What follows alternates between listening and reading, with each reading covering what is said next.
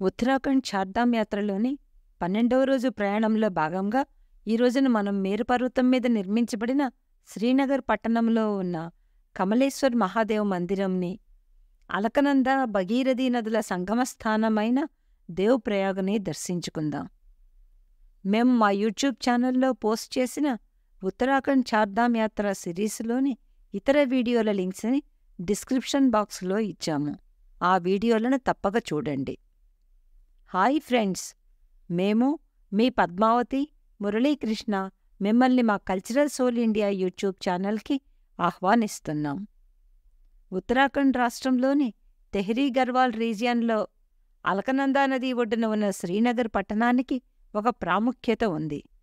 ఈ నగరాన్ని మేరు పర్వతం మీద నిర్మించారు కనుక ఈ ప్రదేశంలో చేసే పూజలు కానీ, జపములు గాని ఎన్నో రెట్ల ఫలితాన్ని ఇస్తాయన్న నమ్మకంతో సాధకులు ఇక్కడ ధ్యానం చేసుకునేందుకు ప్రాముఖ్యత ఇస్తారని ఒక పండిట్ మాకు చెప్పారు. స్కందపురాణంలోని కేదార్ఖండ్ ప్రకారం దేశంలోని 5 ప్రముఖ మహాదేవ క్షేత్రాలలో శ్రీనగర్ పట్టణంలో ఉన్న కమలేశ్వర్ మహాదేవ్ మందిరం ఒకటి. స్వయంభూ సిద్ధపీఠ్ శ్రీ కమలేశ్వర్ మహాదేవ్ మందిర మఠం యొక్క స్థలపురాణం చాలా ఆసక్తికరంగా ఉంటుంది. సత్యయుగంలో దేవాసుర యుద్ధంలో రాక్షసులు దేవతలను ఓడించటంతో దేవతలు అందరూ శ్రీ మహావిష్ణువు దగ్గరకు వెళ్లి సృష్టిని రాక్షసుల బారిన పడకుండా కాపాడమని ప్రార్థిస్తారు. దేవతలను రక్షించటం కోసం యుద్ధభూమికి బయలుదేరటానికి ముందర శ్రీ మహావిష్ణువు ఈ క్షేత్రంలో సహస్ర కమలాలతో మహాశివుని అర్చిస్తాడు. శ్రీ మహావిష్ణువు కమలములతో పూజ చేస్తున్నప్పుడు మహాదేవుడు విష్ణువుని పరీక్షించదలచి అక్కడ ఉన్న 1000 కమలములలో నుంచి ఒక కమలాన్ని మాయం చేస్తాడు. ఒక కమలం తగ్గటంతో విష్ణువు కమలము బదులుగా తన కన్ను సమర్పించి మహాశివుడి పూజను పూర్తి చేయటంతో విష్ణువు భక్తికి మెచ్చిన శివుడు పార్వతీ సమేతంగా ప్రత్యక్షమయ్యి శ్రీ మహావిష్ణువుకి సుదర్శన చక్రం వరముగా ఇచ్చాడు. సుదర్శన చక్రం సహాయంతో శ్రీ మహావిష్ణువు రాక్షసులను ఓడించి సృష్టిని కాపాడుతాడు. అందువల్లనే ఇక్కడ శివుడిని కమలేశ్వర్ మహాదేవ్ అని అంటారు. శ్రీ మహావిష్ణువునకు పార్వతీ పరమేశ్వరులు ప్రత్యక్షమైన ఆ క్షణంలో అక్కడే నిలబడి ఉన్న దంపతులు తమకి ఒక పుత్రుడిని ప్రసాదించమని ఆది దంపతులను ప్రార్థిస్తారు. వారి ప్రార్థనను మన్నించి పార్వతీదేవి కోరిక మీద మహాదేవుడు ఆ దంపతుల కోరికను నెరవేర్చాడు. త్రేతాయుగంలో రావణుడిని హత్య చేసిన తరువాత బ్రాహ్మణ హత్యాపాతక నివారణార్థం వశిష్ఠ మహర్షి సూచనతో శ్రీరామచంద్రుడు ఉత్తరాఖండ్లోని కేదార్నాథ్, బద్రీనాథ్ క్షేత్రముల సందర్శనకు వచ్చినప్పుడు మొదట కమలేశ్వర్ మహాదేవుడి ఆలయముని సందర్శిస్తాడు. శ్రీరామచంద్రుడు 108 కమలములతో కమలేశ్వర్ మహాదేవుడికి 1 మాసం రోజుల పాటు పూజ చేసి బ్రాహ్మణ హత్యా పాతకం నుంచి విముక్తుడవుతాడు. ద్వాపరయుగంలో జాంబవతి ఆగ్రహించటంతో శ్రీకృష్ణ భగవానుడు ఈ క్షేత్రంలో ఖడ్ దీపక్ అనే వ్రతం ఆచరించి మహాదేవుడిని పూజిస్తాడు. శ్రీకృష్ణుని భక్తికి మెచ్చిన శివపార్వతులు అతనికి సాంబుడు అనే పుత్రుడిని ప్రసాదిస్తారు. కలియుగంలో ప్రతి సంవత్సరము కార్తీక చతుర్దశి నాడు పిల్లలు లేని దంపతులు ఈ ఆలయంలో దీపం వెలిగించి దాని ముందు శివనామ స్మరణ చేస్తూ ఒక రాత్రి అంతా జాగారణ చేయటం ఆనవాయితీగా వస్తుంది. ఇక్కడి స్థలపురాణం ప్రకారం మొదట శ్రీనగర్లోని కమలేశ్వర్ మహాదేవుడిని దర్శించుకున్నాక కేదార్నాథ్, బద్రీనాథ్ క్షేత్రాలను వరుసగా దర్శించుకుంటేనే సంపూర్ణ యాత్రా ఫలసిద్ధి లభిస్తుందని చెబుతారు. ఈ ఆలయంలో గర్భగుడిలో ఉన్న అందమైన చిన్న శివలింగంకి పురుషులు స్వయంగా అభిషేకం చేయవచ్చు. స్త్రీలు మాత్రం శివలింగాన్ని తాకకుండా పూజ చేసుకోవచ్చును. ఈ ఆలయ పునర్నిర్మాణంలో లభించిన ఎన్నో పురాతన శివలింగాలని ఆలయద్వారం ముందర భక్తుల దర్శనార్థం అందంగా అమర్చి ఉంచారు.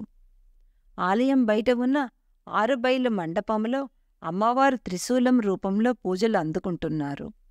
ఆలయంకి ఇంకొక పక్కన ఉన్న నంది మండపంలో బంగారు వర్ణంతో మెరిసిపోతున్న పెద్ద నంది విగ్రహం శివలింగాన్ని చూస్తూ కూర్చొని ఉండటం కనిపిస్తుంది. వసంత పంచమి తరువాత మరుసటి రోజున వచ్చే ఆచార సప్తమి నాడు మహాశివునికి నెయ్యితో కూడిన 52 వంటకములతో భోగము సమర్పించబడును. ఈ ఆలయ ప్రాంగణంలో గణేశుడు, సరస్వతి, గంగామాత, అన్నపూర్ణామాతకి ఉపాలయాలు ఉన్నాయి. కమలేశ్వర్ మహాదేవ్ శివలింగంకి స్వయంగా అభిషేకం చేసిన తర్వాత మేము అక్కడి నుంచి తిరుగు ప్రయాణం మొదలుపెట్టాము. శ్రీనగర్ నుంచి హరిద్వార్కు వెళ్లే రహదారి చాలా ఆహ్లాదకరంగా ఉంది. మేం భయపడ్డట్టు వర్షం ఎక్కడా అడ్డు తగలలేదు. అలా 35 కిలోమీటర్లు ప్రయాణించి అలకనంద, భగీరథీ నదుల సంగమస్థానమైన దేవప్రయాగ్ చేరుకున్నాం. అలకనంద, భగీరథీ నదుల సంగమస్థానంలో అలకనందా నదిలో ప్రవహించే నీరు ఎరుపు రంగులోనూ, భగీరథీ నదిలో ప్రవహించే నీరు ఆకుపచ్చ రంగులోనూ వేరువేరుగా కనిపించడం మనం గమనించవచ్చును. బద్రీనాథ్ దగ్గర జన్మించిన అలకనందా నదిలో కేశవప్రయాగ దగ్గర సరస్వతీ నది, విష్ణుప్రయాగ దగ్గర ధౌలీగంగా, నందప్రయాగ దగ్గర నందాకిని, కర్ణప్రయాగ దగ్గర పిండేర్ గంగా, రుద్రప్రయాగ దగ్గర మందాకిని, దేవప్రయాగ దగ్గర భగీరథీ నదులు సంగమించిన తరువాత అలకనందా నది గంగానదిగా పిలువబడుతూ రిషికేశ్ మీదుగా ప్రవహించి హరిద్వార్ దగ్గర మైదాన భూములలోకి ప్రవేశిస్తుంది. ఈ సంగమస్థానంలో దేవ్ శర్మ అనే ఋషి దైవ సాక్షాత్కారం పొంది మోక్షం పొందటంతో ఈ పట్టణానికి ఆ ఋషి పేరు మీద దేవప్రయాగ అన్న పేరు వచ్చింది. దేవప్రయాగలో 10,000 సంవత్సరాల క్రితం నిర్మించబడిన రఘునాథ్జీ ఆలయం దర్శనీయ స్థలం.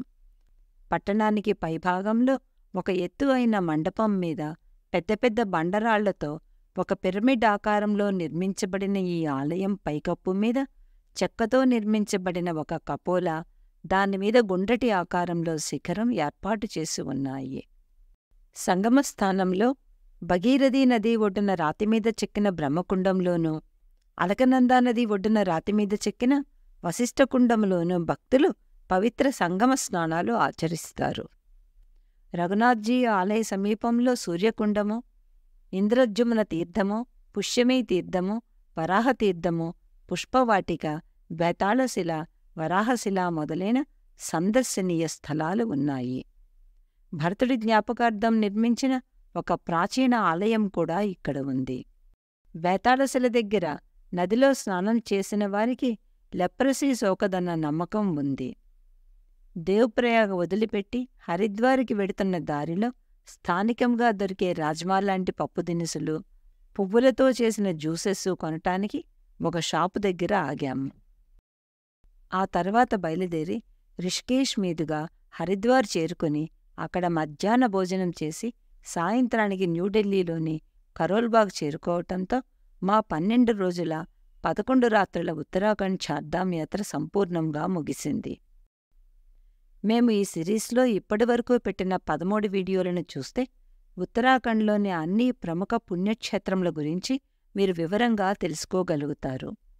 ఆ వీడియోల యొక్క యూట్యూబ్ లింకులను డిస్క్రిప్షన్ బాక్సులో చూడండి. ఈ వీడియో కనుక మీకు నచ్చితే ఈ వీడియోని సబ్స్క్రైబ్ చేసుకుని లైక్ చెయ్యటమే కాకుండా ఈ వీడియోని అందరికీ షేర్ చేసి మా ఉత్తరాఖండ్ చార్ధామ్ యాత్ర విశేషాలను అందరికీ పరిచయం చేయండి.